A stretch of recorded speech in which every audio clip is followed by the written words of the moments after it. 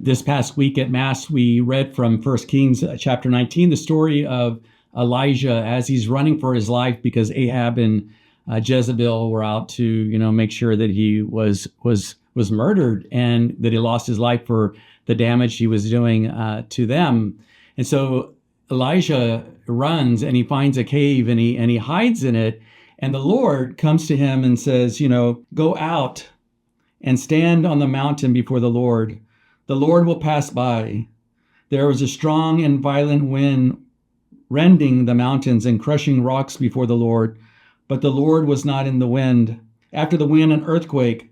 But the Lord was not in the earthquake. After the earthquake, fire. But the Lord was not in the fire. And after a fire, a light, silent sound.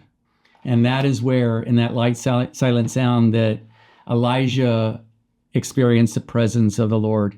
And I think I'm one of those people who, when I ask for something or I'm trying to ask God, where are you present in my life?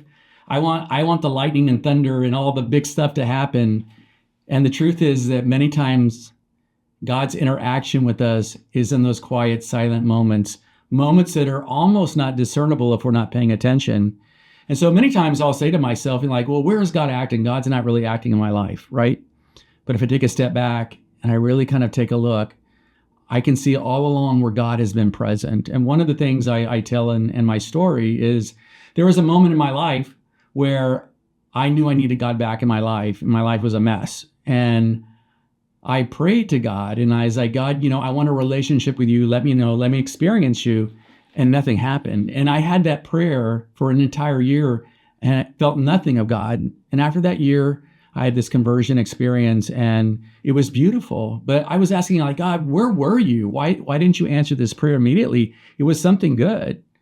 What I didn't realize is that had God given me that experience when I first asked, there was nobody in my life who would have helped me, experience and grow that new relationship. My friends that were surrounding me at that time would have discouraged me, made fun of me. What I didn't notice at the time was that slowly throughout that year, God was taking people out of my life and putting brand new people into it. And so when I had that conversion experience, I was surrounded by a group of people who encouraged and helped me grow that relationship I have with God today. And so even though I couldn't tell immediately, as I reflected back on my life, it was God in those silent, still moments of my life, the quieter moments where God was doing tremendous work. So as we go about our day this week and, throughout our month, let us remember, to pay attention to those smaller, quiet moments of our life, and there we'll see God working. God bless you all. Have a great week, and I love you.